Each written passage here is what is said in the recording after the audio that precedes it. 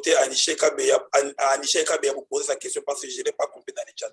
Docteur Aniché, pourriez-vous poser clairement votre question sur la validité du RCT, s'il vous plaît?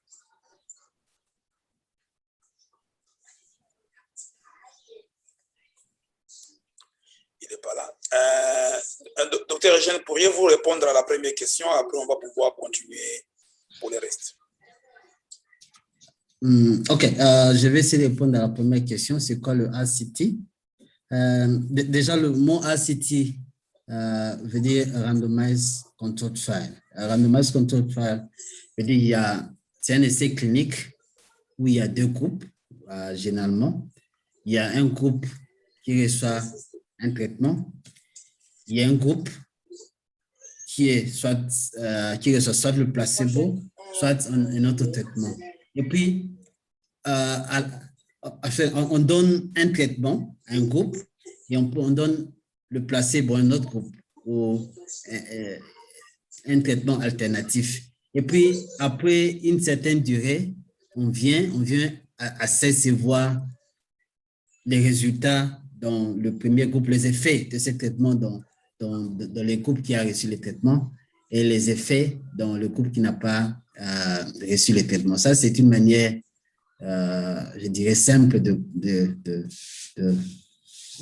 définir le RCT.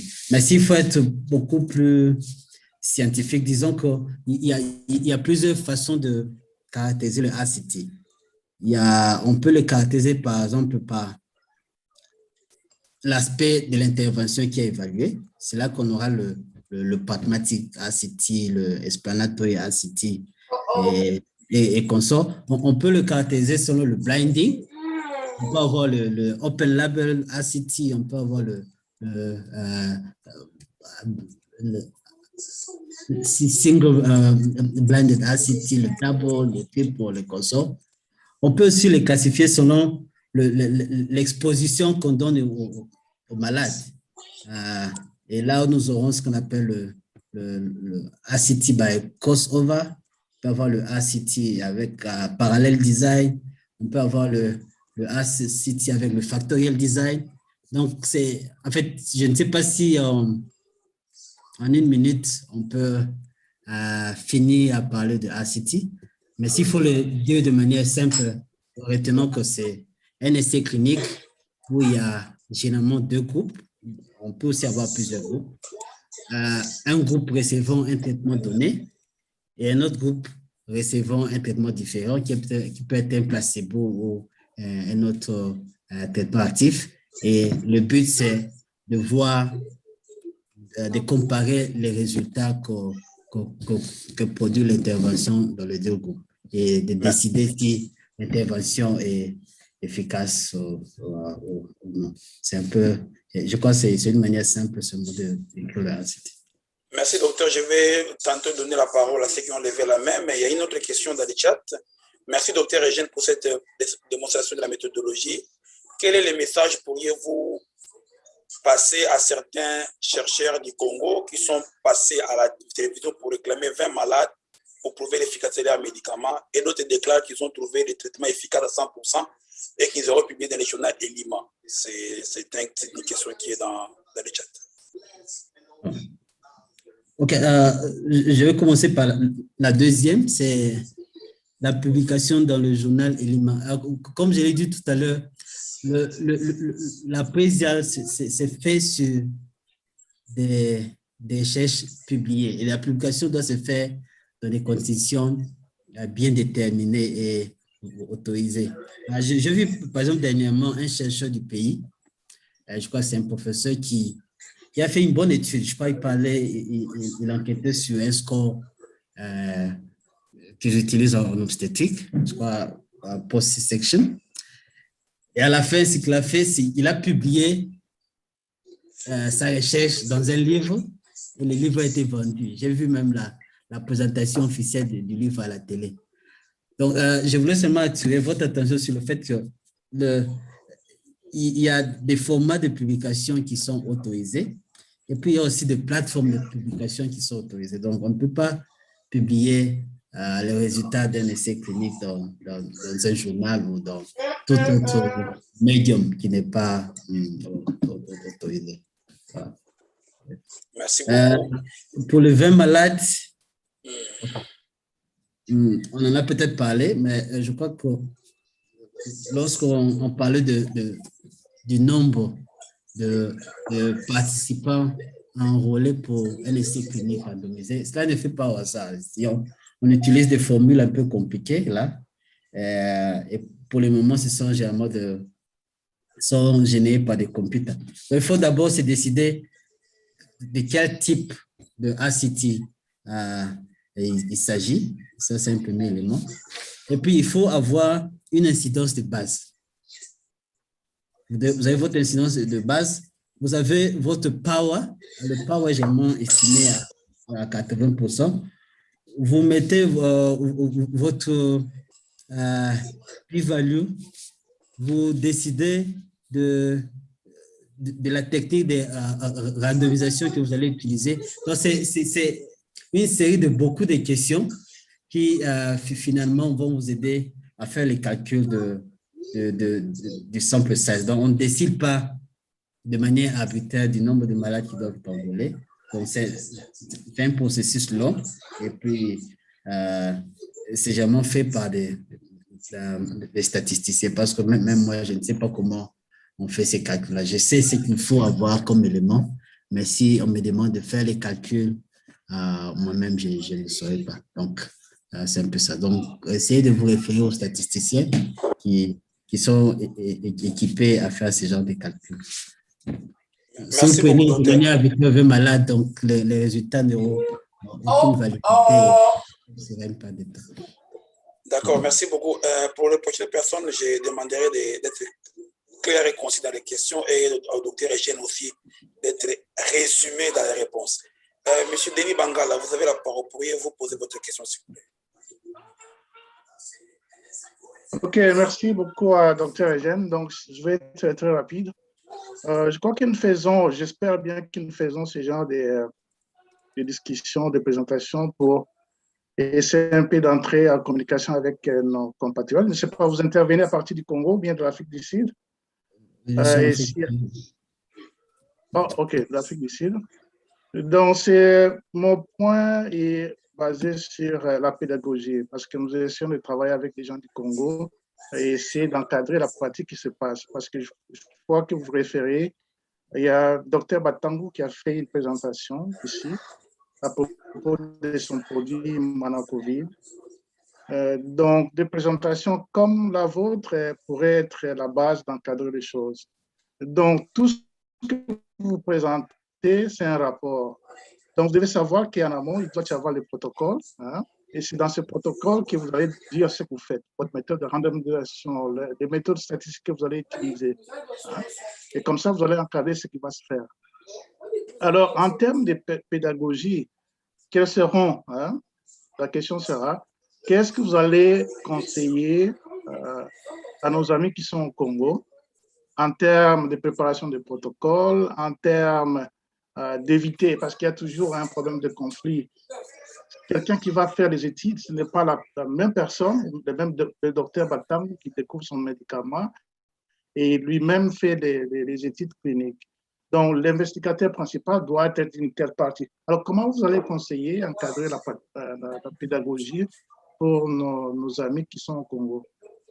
Donc, avec les principes de base, parler de randomisation, de préparation des protocoles et des méthodes statistiques.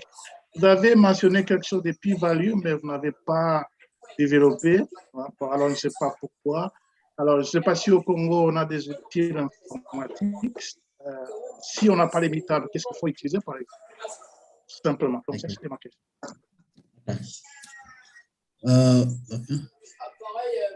Vous avez la parole, docteur Eugène. Ok, merci beaucoup pour la question.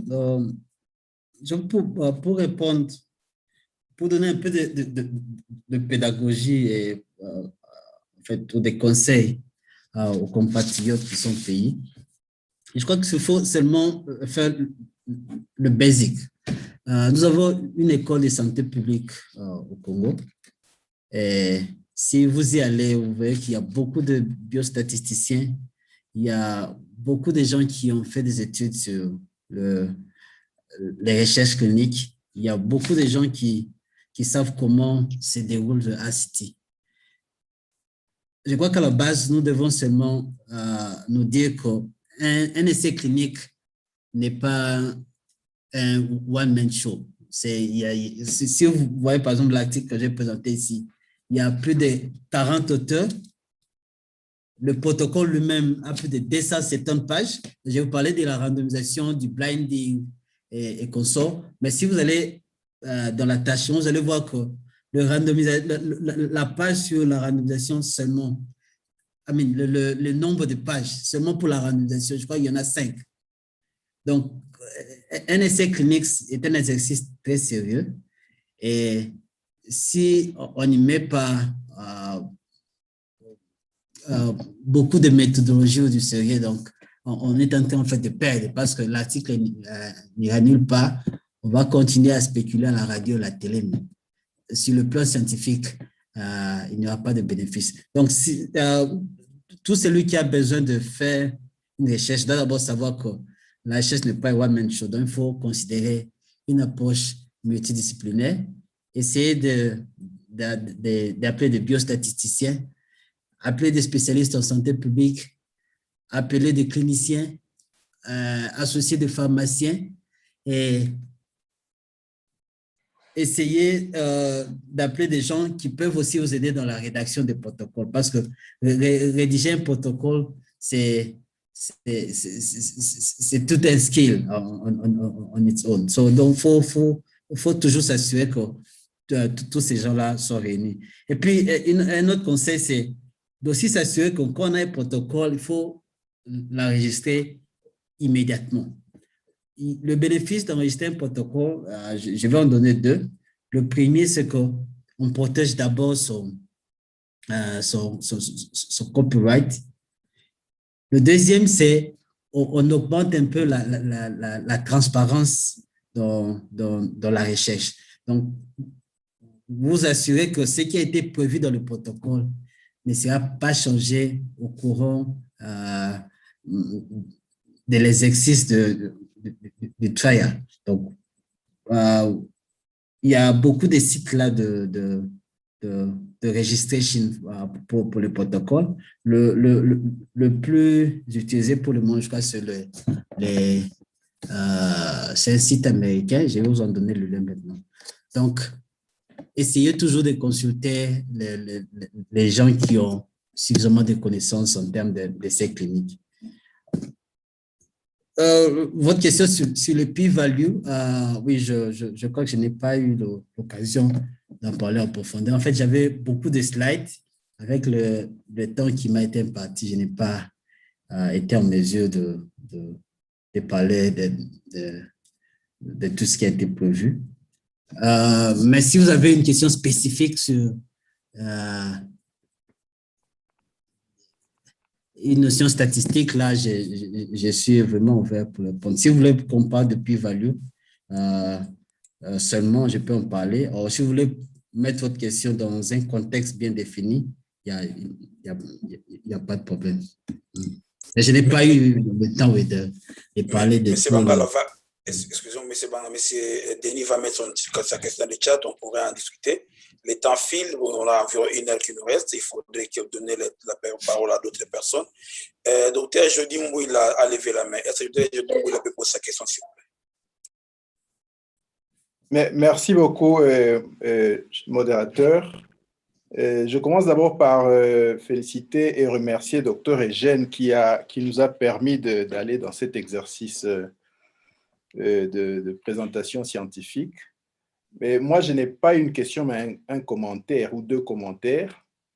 J'aimerais d'abord dire que, comme il a si bien dit, les essais cliniques sont au top de niveau de type de recherche.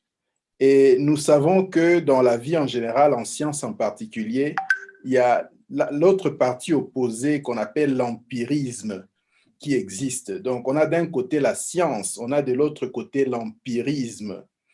Et dans la science, comme Eugène l'a dit, souvent les scientifiques, dans un contexte plus large, pas seulement au niveau national, mais au niveau international, viennent dans ce qu'on appelle les conférences des consensus pour se mettre d'accord sur les normes et standards.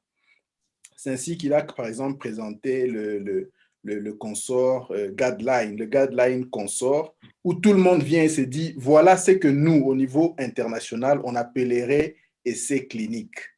Et ça, c'est aussi un peu pour commenter sur cette expérience de Manacovid. Manacovid qui vient avec une dizaine ou vingtaine de patients et qui dit, bon, nous avons trouvé des effets positifs. Donc, si vous n'entrez pas dans ces consortiums-là des chercheurs et vous n'entrez pas dans les normes et standards, vous êtes dans l'empirisme. L'empirisme, ce n'est pas mauvais parce qu'au niveau national, tout un pays, toute une nation, toute une tribu peut être basé sur l'empirisme et tout ce qu'il y a donc dans leur connaissance locale. Mais si on veut entrer dans la science, il faut entrer dans les normes et standards. Il y a aussi maintenant, et ici évidemment, il y a tout ce qu'il a dit comme la transparence. Le deuxième commentaire, c'est cette notion qu'il a précisé que j'appellerais la clinimétrie. Donc, le fait de quantifier. Et ici, je reviens un peu à la toute première question où il disait, mais qu'est-ce qu'un essai clinique? Dans un essai clinique, en réalité, qu'est-ce qu'on essaye de faire? On essaye de prendre, ce n'est pas en réalité deux groupes ici qu'on essaye de tester. On prend un ensemble de personnes, on les mixe et on essaye de les mettre ou de former un seul groupe homogène d'abord au départ. Et ce groupe homogène est divisé en deux groupes et on essaye de tout contrôler, c'est-à-dire l'âge, le sexe et tous les indicateurs biologiques, à l'exception du médicament qu'on aimerait tester. Il vous a bien donné des exemples comme les orthopédistes en post-opératoire qui veulent tester si un médicament va prévenir sur l'embolie ou pas. Donc ici, on aimerait juste voir si le médicament va avoir un effet et on met un seul groupe homogène, évidemment de plusieurs personnes, et on appelle ça essai clinique. Généralement, l'autre groupe qui ne reçoit pas l'effet qui différencie le seul groupe qu'on a créé à l'initial prend le placebo pour dire que ce groupe-là reste évidemment de base ou homogène. Et après, le plus important à la fin, comme Eugène l'a dit, c'est la clinimétrie qui suit. Et là, surtout, j'ai dit clinimétrie parce que quand on fait tout ça, c'est très bien, mais il faut que le clinicien, à son niveau, puisse dire qu'est-ce que je ferai avec ce malade devant moi. Et ici, on va vous donner des pourcentages. Moi, j'invite effectivement tous les cliniciens présents dans ce forum à se familiariser avec ces notions de NNT, le nombre qu'il faut traiter pour avoir l'effet désiré, mais aussi les éléments comme la absolute risk reduction, donc la réduction du risque absolu qui implique l'individu. Il vous a bien donné ces exemples, je n'aimerais pas revenir sur ça, mais c'est important. Et c'est là que maintenant, en comparant ou en pesant dans la clinimétrie, on se rend compte que dans un médicament, par exemple, qui a un absolute risk reduction, les ARR dont il a parlé, de 15%, il faut en réalité traiter 6 personnes pour sauver une personne ou 7 personnes pour sauver une personne. Ça, c'est la même chose quand vous donnez paracétamol à 200 de vos malades ou si vous donnez aspirine à 200 de vos malades pour prévenir le stroke ou l'AVC, l'accident vasculaire cérébral. Eh bien, vous ne sauverez qu'un seul patient si vous donnez mal cette aspirine, c'est-à-dire que vous n'avez pas calculé les risques cardiovasculaires, ainsi de suite. Mais la même aspirine en prévention secondaire, une personne qui avait eu l'AVC va effectivement avoir plus d'effets bénéfiques parce que le NNT ou le nombre qu'il faut traiter pour avoir l'effet désiré, évidemment, devient plus petit est ces nombres, mieux est l'effet. Donc, c'était juste ces deux commentaires que je voulais dire.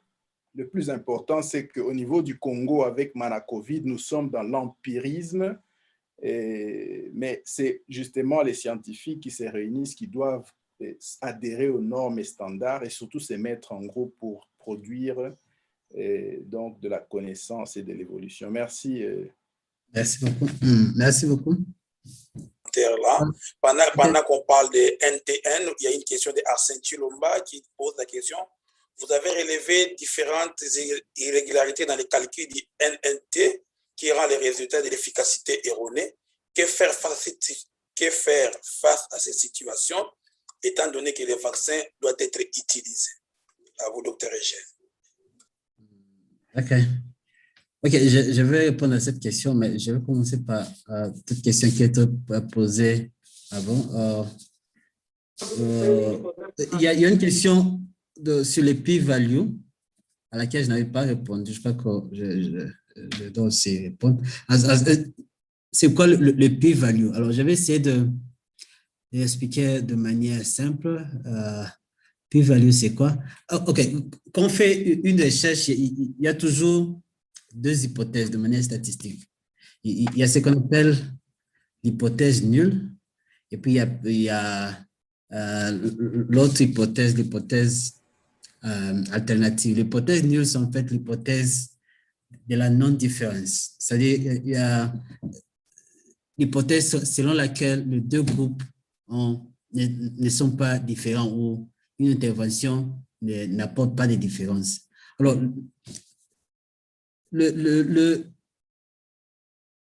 si, par exemple, on rejette l'hypothèse nulle, alors qu'il fallait l'accepter, ou si on accepte l'hypothèse alternative, alors qu'il fallait la rejeter, on commet une erreur systématique dans la recherche. Alors, le p-value, c'est exactement la mesure de la probabilité d'accepter l'hypothèse nulle lorsqu'il fallait peut-être la rejeter, ou d'accepter l'hypothèse alternative lorsqu'il fallait la rejeter. Je crois que c'est en termes simples comment je peux définir les p-values. Mais je sais que ça a été une question, c'est une question qui est toujours d'actualité parce qu'il y a des statisticiens qui viennent avec différentes formes de définition.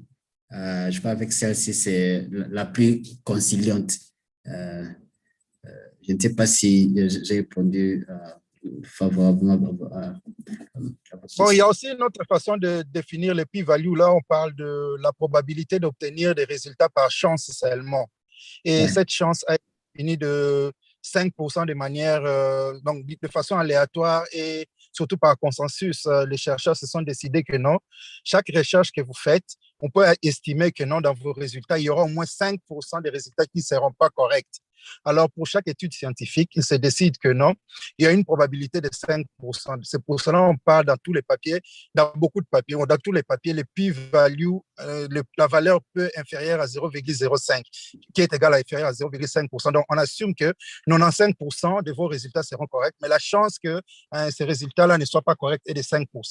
Mais c'est vraiment une valeur aléatoire par consensus. Il s'était décidé. Donc, c'est la probabilité d'obtenir des résultats par chance à l'aune, donc seulement. Ouais. Donc, c'est quelque chose comme ça. Merci. Merci beaucoup pour cette intervention.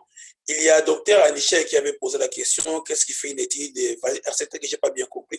Dr Anichel, pourriez-vous poser clairement votre question de manière intelligible et lisible? Non, je me réfère à son exposé. S'il peut revenir sur les RCT, il en donnait, je crois, les qualités. Et puis, il y a quelque part où il avait parlé de la validité. Alors, je cherchais à savoir, une fois une étude d'RCT faite, je crois en fait que c'est la critique qu'il est en train de faire. Quand est-ce que nous dirons que cet RCT est valide?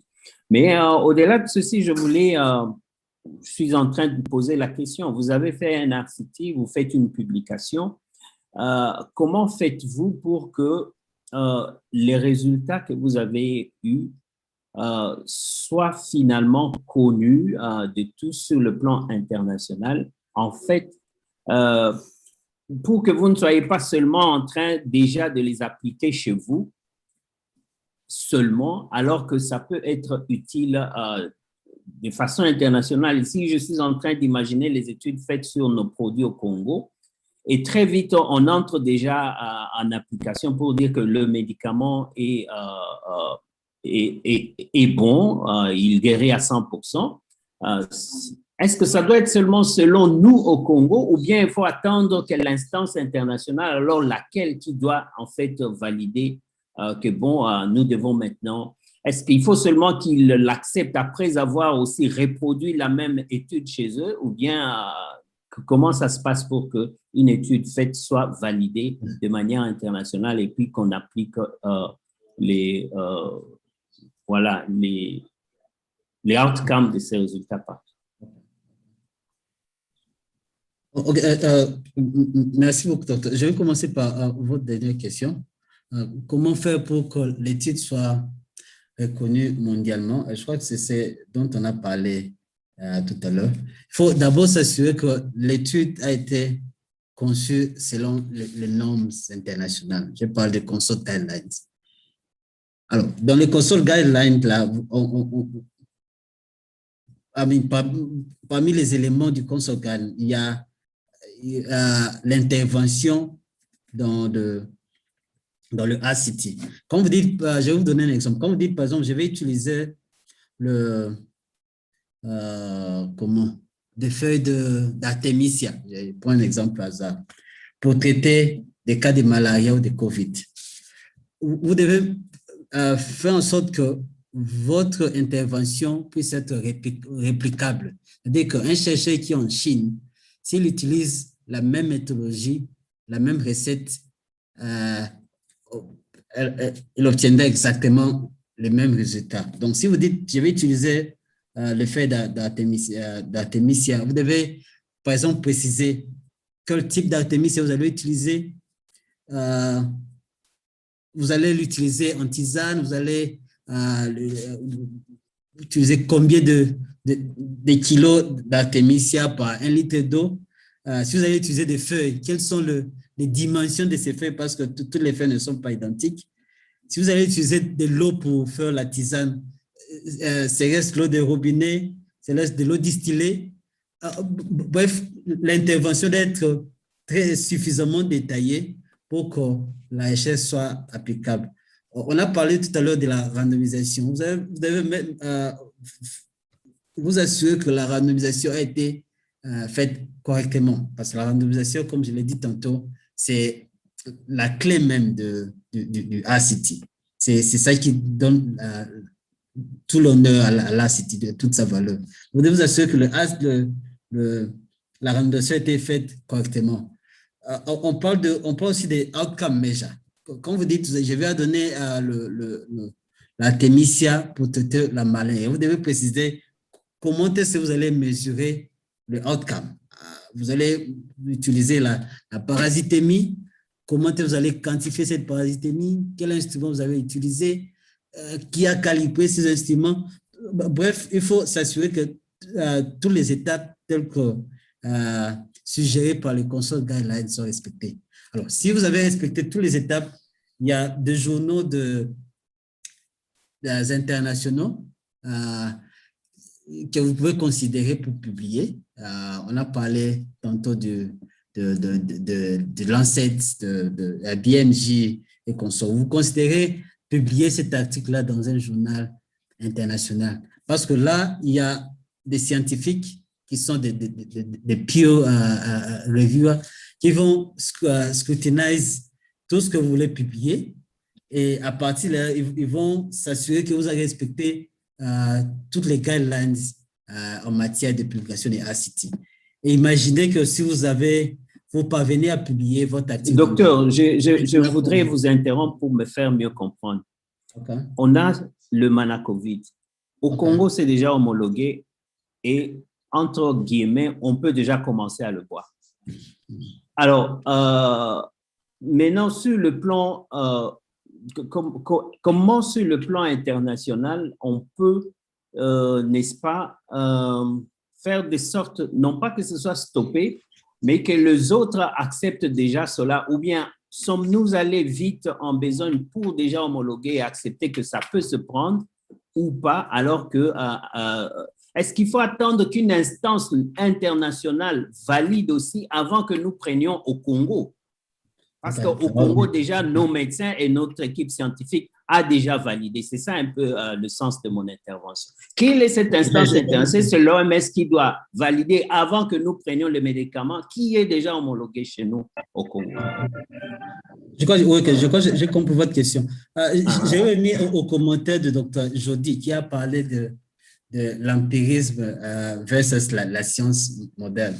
Je crois que même en Europe, aux États-Unis, il existe ce qu'on appelle la médecine complémentaire, c'est-à-dire une médecine non testée.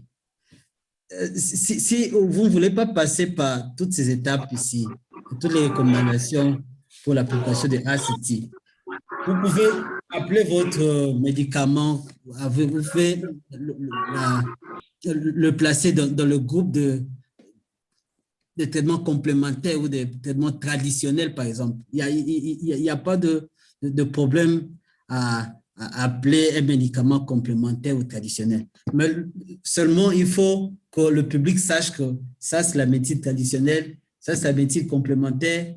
Le médicament n'a pas été testé selon les normes.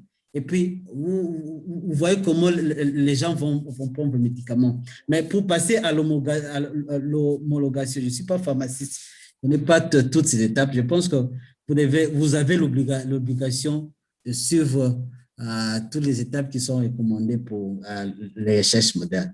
Si les étapes ne sont pas suivies, appelez votre traitement complémentaire ou traditionnel. Et puis, si les gens considèrent que de manière empirique, ils produisent des résultats positifs, pourquoi pas? Les gens vont finir par l'adopter. Il y a des traitements qui ont commencé comme traitements traditionnels en Europe et aux États-Unis, mais aujourd'hui sont prescrits par le médecin parce que les gens ont remarqué que bien qu'ils n'étaient pas testés, mais sur le plan clinique, ils donnent des résultats. Alors, je ne sais pas si j'ai répondu à votre question. Peut-être quelqu'un d'autre peut compléter. Merci, docteur, pour votre réponse. On va passer, il nous reste 30 minutes de débat. On va passer par des réponses. Je vais vous donner la parole, Ms. Moussa, pour des réponses, questions claires et des réponses simples aussi.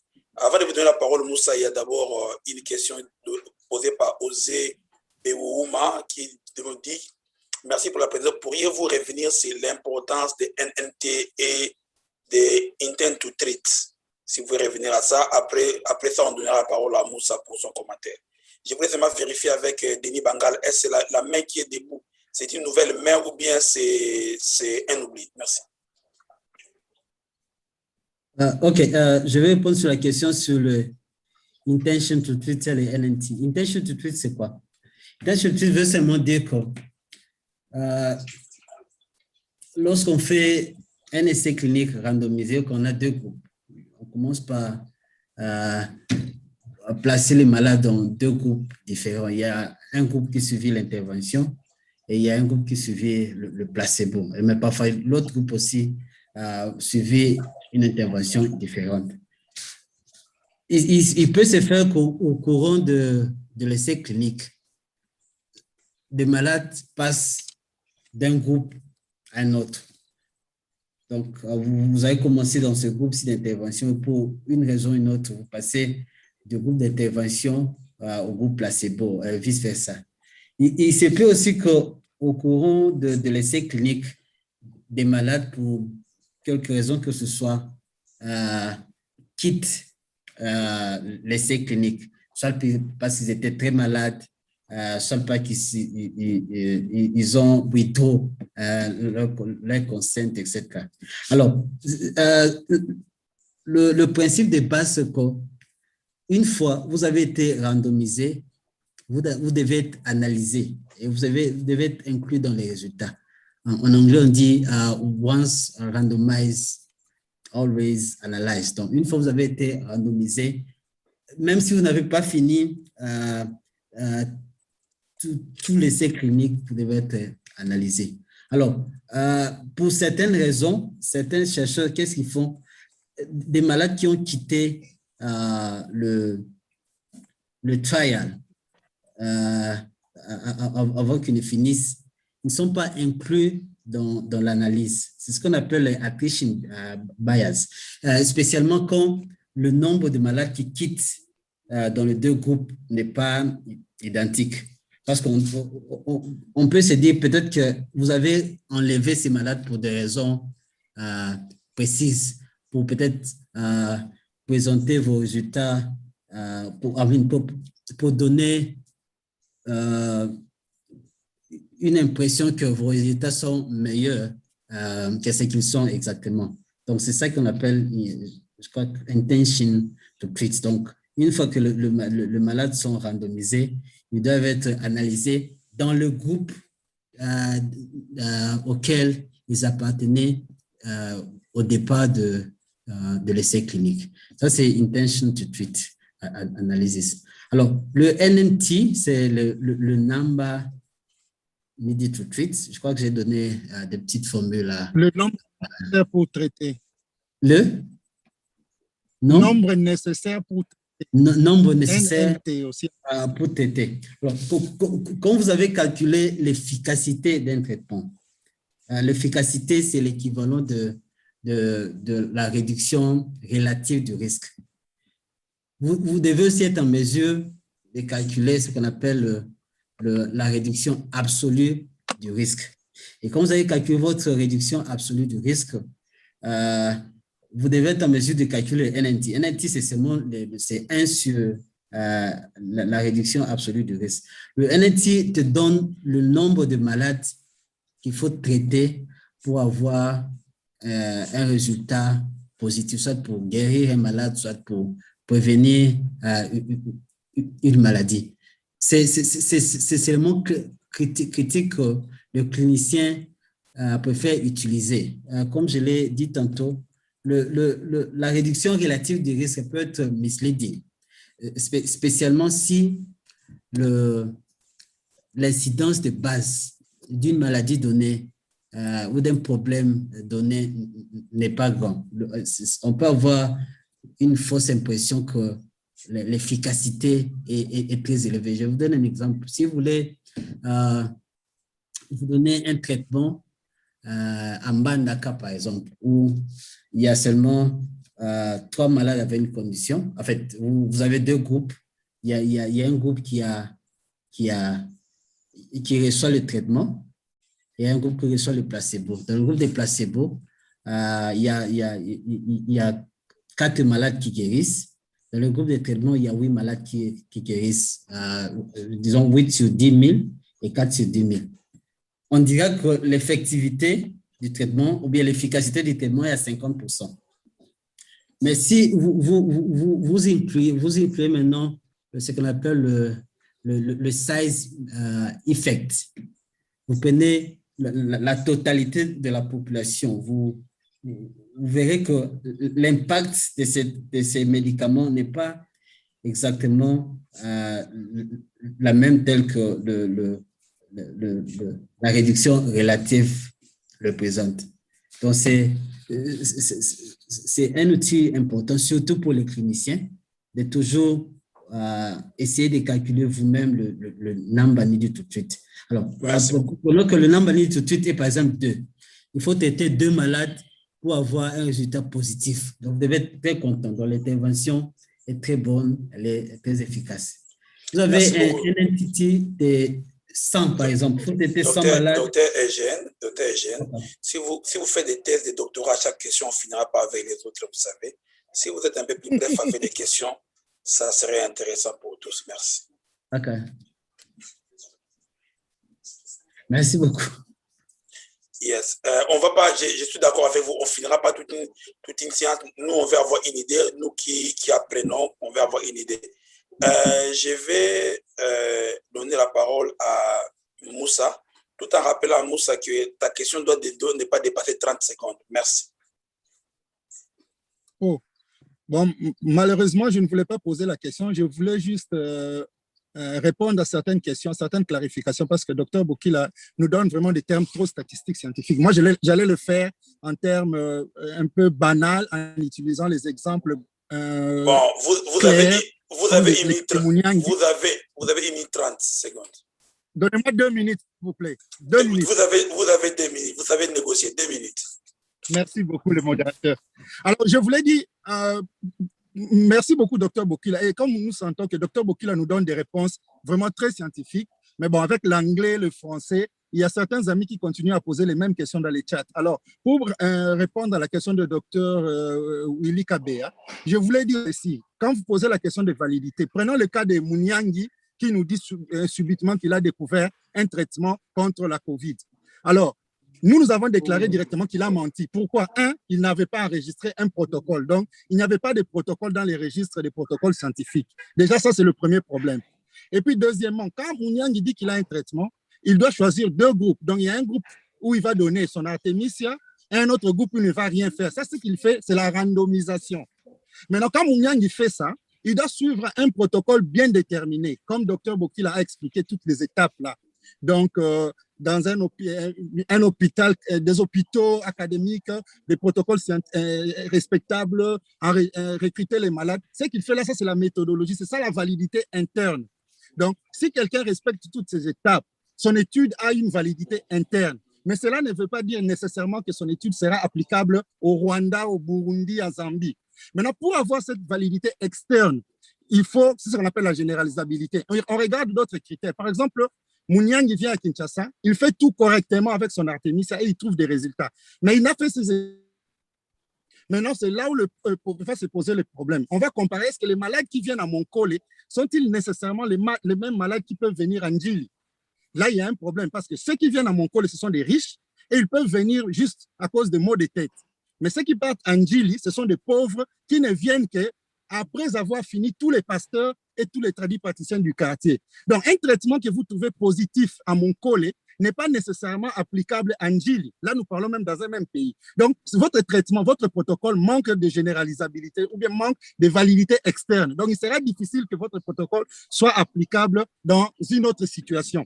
Donc, la validité interne du Dr Willy, c'est la méthodologie qui est respectée correctement. La validité externe, maintenant, c'est la possibilité que votre protocole soit applicable ailleurs. Et tout ça doit être clair dans votre étude. Maintenant, quand on parle de l'intention to treat, l'intention to treat, c'est quoi? Mouniang a 2 groupes de malades. Dans un groupe où il donne le traitement, mais les gens ont des effets secondaires connaissant de tout le traitement. Les gens peuvent avoir des effets secondaires, les gens peuvent mourir ou les gens peuvent abandonner les traitements. Maintenant, si vous avez 100 dans chaque groupe, et dans le groupe de traitement, il y a 10 personnes qui ont abandonné, il y a 20 qui sont morts, et il vous reste seulement 70 personnes. Et vous prenez votre 70 personnes, vous ne calculez que les 70 personnes, vous ignorez les 30 personnes. Donc, vous avez des résultats qui sont biaisés.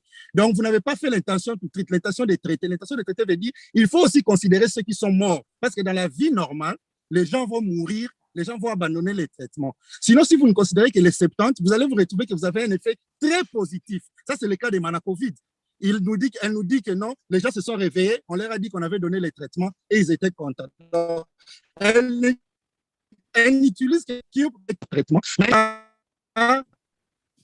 de ceux qui sont morts, ceux qui ont refusé des points secondaires. Donc, nous avons des résultats qui sont biaisés. Et l'opposé de l'intention de traiter, c'est l'analyse.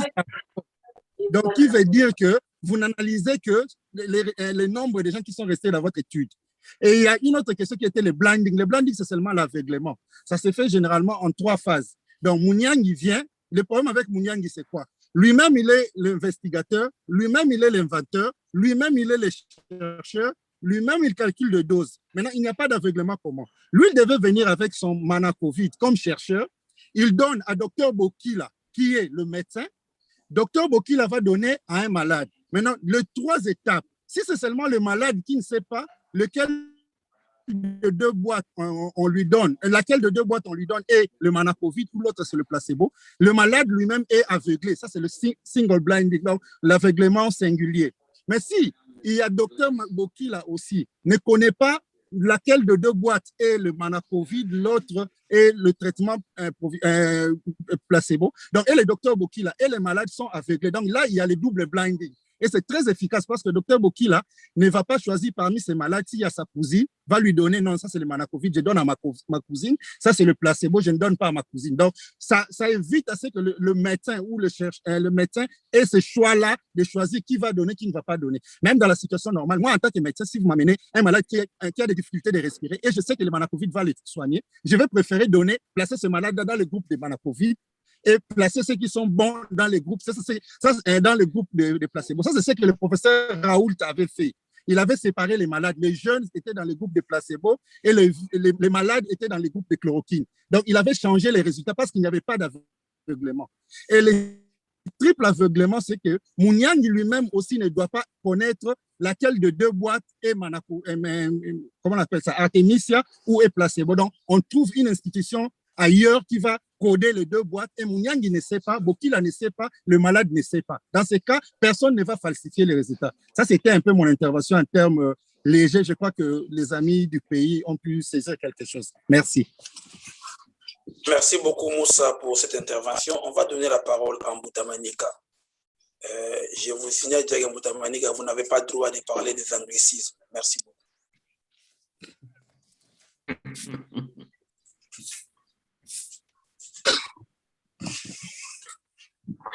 Alors, est-ce qu'Ambroise Manika est là? Oui, vous m'entendez? Non, vous m'entendez? D'accord. On vous entend maintenant. Je disais que vous êtes tellement discriminatoire que vous m'imposez toujours des critères. Et je vais commencer par, comment dirais-je, Moussa. Moi, je suis d'Ndjili. En Ndjili, il y a aussi des garçons intelligents, plus qu'à Gombe. Bon, ça, c'est entre parenthèses, on passe. Alors, merci, Dr Bokila. J'ai un petit constat à faire. Et après, ma question qui est très, très simple. Les constats que je ne suis pas très bon en statistique, mais j'ai calculé que la plupart des gens qui nous font des topos, vous avez une moyenne de 40 ans ou 40-45 ans. Et j'ai l'impression, ce que j'ai calculé, est que vous avez passé 5 ans dans un milieu anglophone versus 40 ans dans un milieu francophone. Donc, ça, j'ai calculé votre perte d'anglais, c'est 0,1. C'est à peu près, dès que vous avez mis les pieds dans un pays anglophone, vous avez perdu tous les français et tous les mots. Donc, j'ai fait le sens inverse du calcul. Si vous quittez vos 5 ans d'anglais. On n'avait dit pas d'anglicisme, Mbutamanika. Allez directement à la question, s'il vous plaît. Je sais pourquoi j'ai dit ça, c'est hyper important. Et que si vous quittez vos 5 ans d'anglais en Afrique du Sud, vous retournez à Kabeyaka Mwanga, ça vous prendra tout au plus 30 minutes pour oublier l'anglais. Pourquoi? Alors, j'ai dit ça pourquoi? Parce que si nous faisons des topos, nous les faisons aussi pour les amis du Congo. Nous devons faire un effort pour être le plus clair en français. Et je suis même un peu déçu de mon copain de William du Congo, qui est un francophone incorrigible et superbe, qui utilise encore le RCT. Voici ma question en français. Docteur Bokila, que veut dire essai randomisé en français? Et vous l'opposez à quel essai clinique? Okay. Et puis, ma petite dernière question est celle-ci. Ma petite dernière question est celle-ci. Alors, pour que vous puissiez être beaucoup plus clair, pour les jeunes qui font des recherches cliniques, il faut comprendre que dans un essai randomisé que vous appelez, ou quand vous voulez trouver un médicament, il y a aussi une étape de dosage du produit que vous n'avez pas bien expliqué. Peut-être que j'ai mal compris. Je ne comprends pas toujours les choses les plus simples. Je ne suis pas très, très intelligent. Donc, pourriez-vous expliquer aux gens que pour trouver un médicament, il y a aussi l'étape de dosage?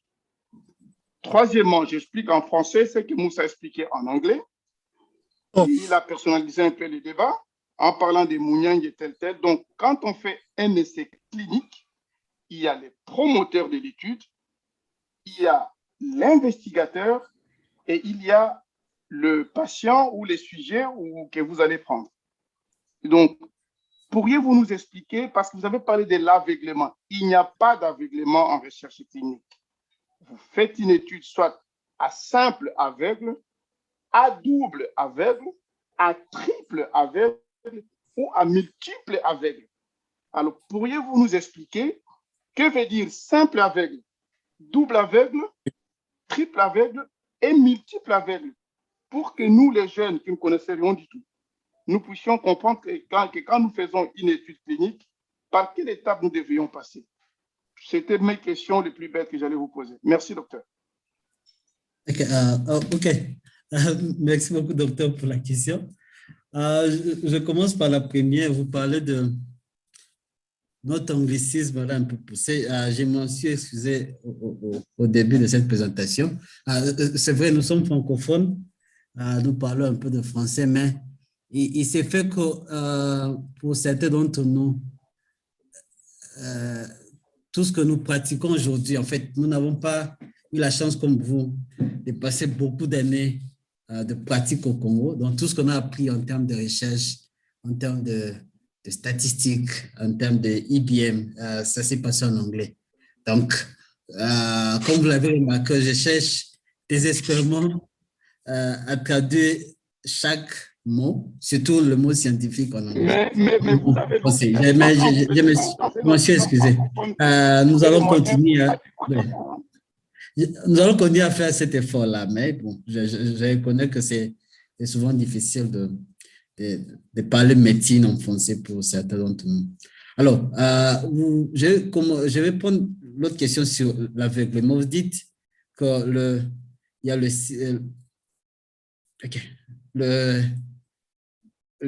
aveuglement simple, le double aveugle et le triple aveugle. Je vais essayer de spécifier. Aveuglement veut seulement dire qu'on veut, les chercheurs veulent faire en sorte que le malade, dont le participant à l'essai clinique, les personnes qui sont impliquées dans l'essai clinique, et même le promoteur ou l'investigateur principal ne soit pas au courant du traitement ou de l'intervention qui est administrée aux différents groupes. Alors, quand on dit simple aveugle, cela veut simplement dire que le malade qui reçoit l'intervention, le participant qui reçoit l'intervention, ne connaît pas quel type d'intervention il reçoit. Ça, c'est le simple aveugle. Quand on dit double aveugle, donc, c'est-à-dire et le malade et la personne qui administre le traitement ne savent pas quel traitement est administré. Donc, ils ne savent même pas dans quel groupe. Ah non, non, c'est la personne qui administre le traitement, c'est la personne qui fait l'étude. Alors? C'est pas la personne qui administre le traitement. Ça peut être un infirmier qui administre le traitement, c'est la personne qui fait l'étude. C'est pas parce qu'en français, administrer, ça veut dire injecter ou donner à boire. OK. Disons, c'est l'investigateur ne connaît pas l'insuffisance des patients. Ne connaît pas. Les deux ne connaissent pas. Qu'est-ce que c'est l'apprendre? On a difficile à suivre la voix du docteur Ambroise. On a de la peine à suivre. Docteur, je voudrais seulement poser une chose. Alors, en recherche moderne, ce jour-ci, même ces qualifications de simple, double, triple, les gens ne l'aiment plus. Ce que les gens préfèrent aujourd'hui, c'est de préciser exactement qui est aveuglé et à quelle étape, de quelle manière. Parfois, les gens vont vous dire, ça c'est une étude à double aveugle. Mais quand vous examinez ce qui a été fait dans le protocole, vous vous rendez compte que les personnes qui ont été aveuglées n'ont pas changé le déroulement du process, n'ont pas fait bénéficier le processus en termes de validité. Donc, il faut toujours préciser que c'est le participant qui a été aveuglé ou c'est la personne qui administre le traitement, le médecin par exemple, ou bien c'est l'investigateur qui a été aveuglé. Mais il y a aussi ce qu'on appelle le Open Label Study, c'est-à-dire une étude où personne n'est aveuglé. Et j'avais donné un exemple tout à l'heure où on compare par exemple une procédure chirurgicale à un traitement médical. Il n'y a pas de possibilité d'aveugler qui que ce soit dans ce type d'intervention. Oui, merci, que... docteur Eugène. Il est chez moi 14h43, donc 20h43 pour moi. Il nous reste 17 minutes. On va aller rapidement vers les questions qui sont dans le chat. Je donne la parole à M. Kassanji Freddy Kabambi. Pouvez-vous poser votre question, s'il vous plaît? Merci le modérateur et merci au présentateur pour la parole. Je vais aller droit au but. Moi, je ne vais pas prendre une minute. Je venais un peu en retard, mais dans l'analyse de l'essai clinique du vaccin AstraZeneca que vous avez décortiqué tout le long de l'émission ici, est-ce que vous avez aussi considéré d'analyser un peu l'indice de fragilité, ce qu'on appelle en anglais Fragility Index? Et par rapport à cela, quels sont vos commentaires et recommandations par rapport à cela? Merci. Ok, merci beaucoup, docteur, pour la question. Mais je vais vous poser une autre question. Qu'est-ce que vous appelez index de fragilité? Peut-être que nous n'avons pas la même compréhension.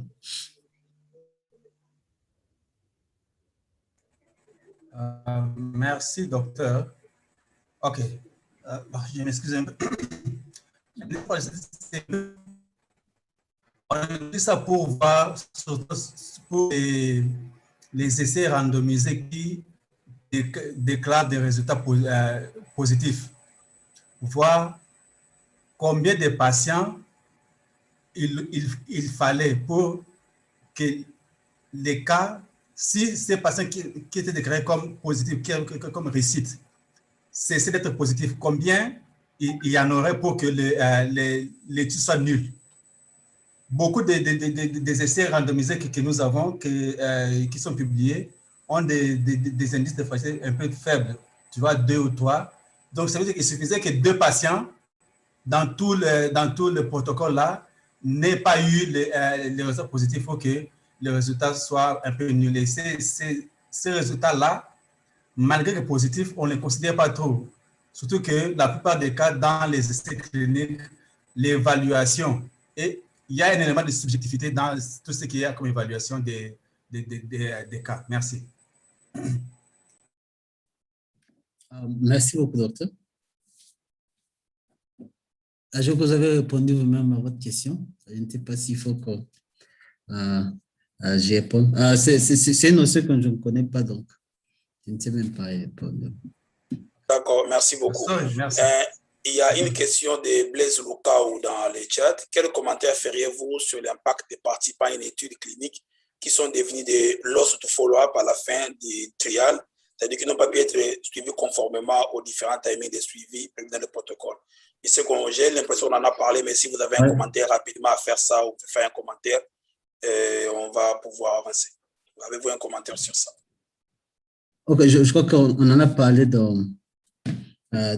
je crois quand j'ai répondu à une des questions qui m'a été posée, j'ai abordé ces points-là. J'ai parlé du fait que si ces patients ne sont pas, ces participants ne sont pas analysés dans le groupe où ils étaient randomisés au départ, et surtout si leur nombre dans les deux groupes n'est pas similaire, on peut avoir ce qu'on appelle le attrition bias. Moussa va m'aider avec la traduction en français, attrition bias. Donc, c'est une erreur systématique qui réduit la viabilité d'un ACT. Je crois que c'est ce que je peux dire de manière bref. Merci beaucoup. Je redonne la parole à M. Denis Bangala qui a levé la main. M. Bangala, vous avez la parole. Ok, non, mais je crois que le docteur Eugène a répondu à beaucoup de questions. Donc, moi, un petit commentaire. Je crois que c'est au docteur Anishai, donc, ou quelqu'un qui a parlé d'empirisme. Donc, que ce soit l'empirisme ou les méthodes cliniques, une fois que vous avez déclaré que votre produit contient un principe actif qui peut guérir une pathologie en termes curatifs et préventifs, vous devez suivre les méthodes internationales qui est décrite dans ce qu'on appelle ICH, International Conference group for harmonization. Donc, vous devez respecter cela. Alors, si, prenons le cas de Manacovid, et que vous voulez exporter ça en Europe, c'est l'Agence européenne des médicaments, où vous allez envoyer vos dossiers qui contiennent le protocole, les éthiques cliniques, dont nous appelons ça CTD, Common Document, Technical Document, qui doit comporter le protocole des études cliniques, les méthodes de production de votre produit, les rapports des études cliniques que vous allez soumettre à cette agence. Au Canada, nous appelons ça Santé Canada, HPPP. Aux États-Unis, FDA, qui vont revoir ce que vous avez et vont vous donner l'autorisation que votre produit va entrer au Canada, aux États-Unis ou en Europe. Vous pouvez l'utiliser au Congo comme la COVID a été utilisé. Donc, je crois que c'est un problème politique où les gens n'ont pas nécessairement suivi tout ce qui devait se faire.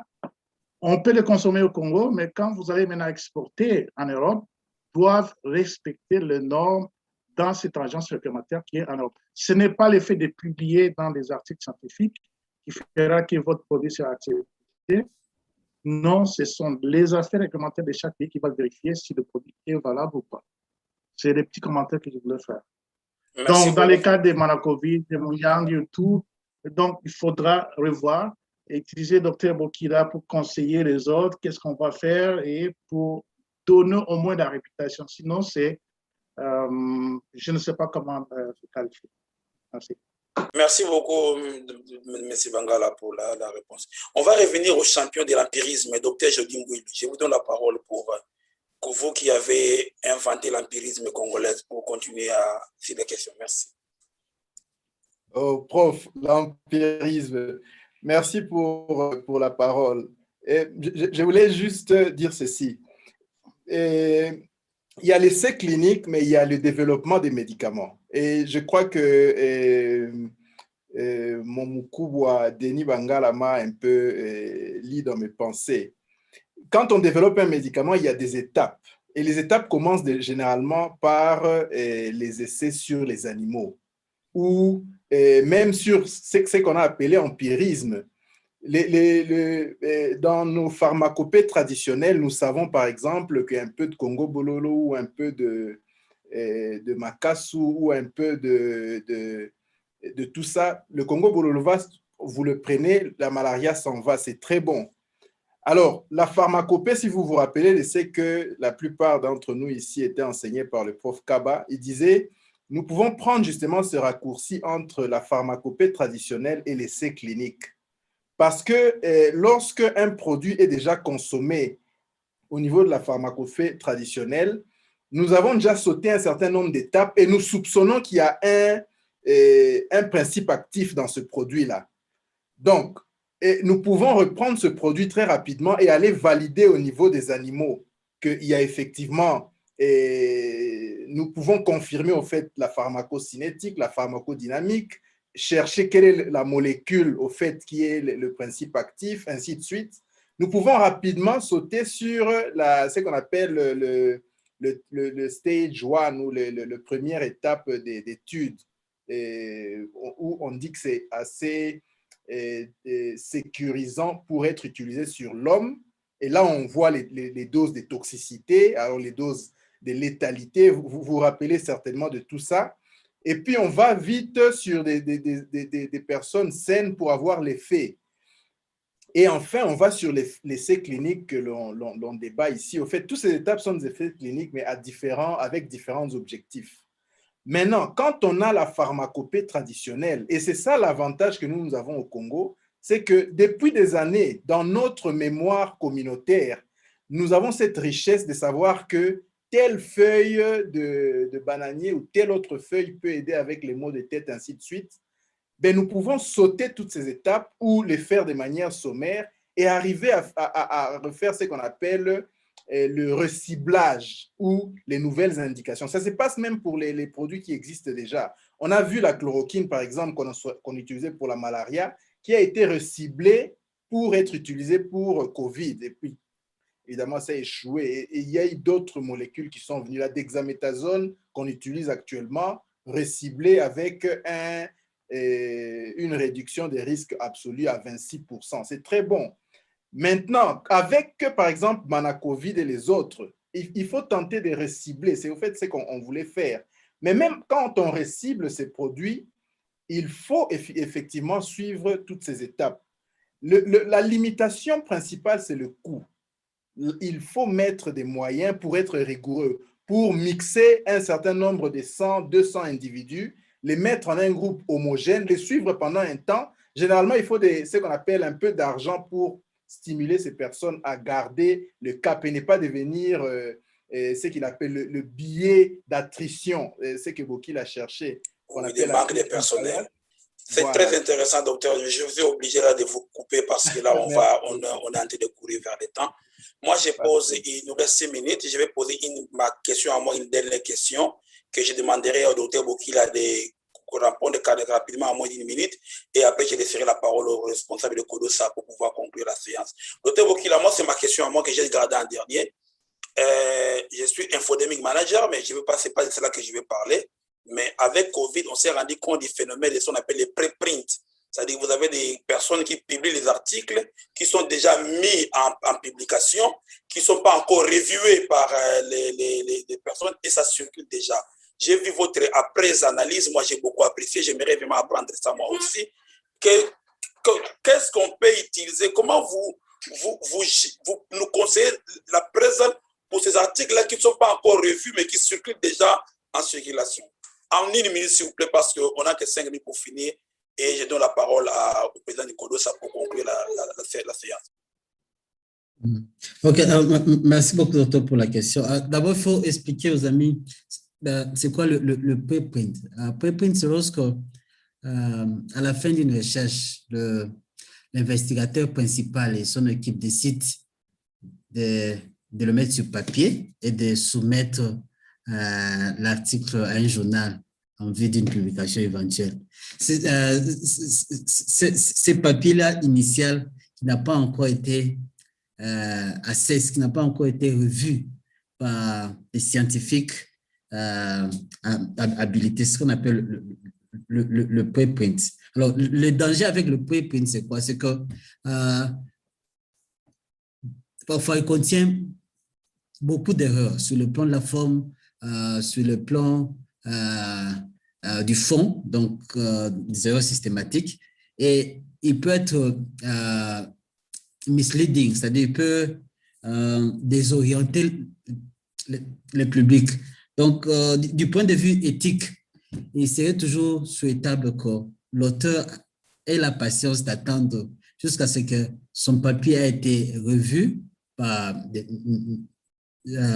peer reviewers, comme on dit, et ce n'est qu'en ce moment-là qu'il peut se prévaloir du résultat de sa recherche.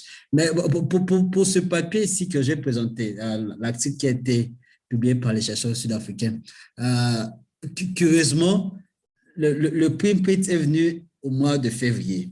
Alors, le vaccin était arrivé ici quelques semaines plus tôt, et juste à la veille de la distribution du vaccin AstraZeneca, les chercheurs ont publié ce preprint ici parce que l'article était déjà soumis au journal qui devait publier. Mais comme c'était une urgence, ils ne voulaient pas attendre à ce que le papier soit publié parce que dans l'ancien temps, la distribution du vaccin aurait déjà commencé. Ils avaient décidé d'agir rien qu'avec le preprint. C'était un risque, mais c'était un risque calculé.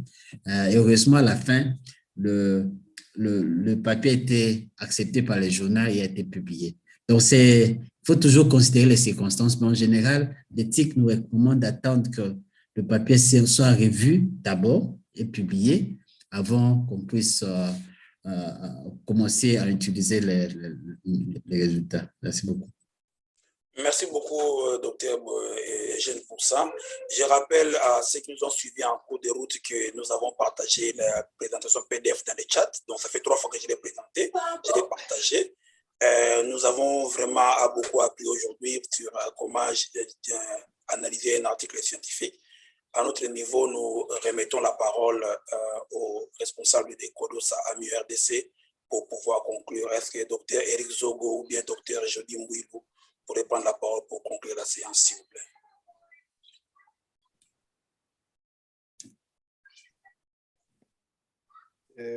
Merci beaucoup, prof. En conclusion, ce qu'on dira, c'est que nous commençons d'abord par remercier le présentateur du jour, Dr Eugène Bokila, pour les efforts qu'on met toujours pour venir présenter de tels sujets. Merci au modérateur, prof Mouya, et le doctorant, Dr Issa.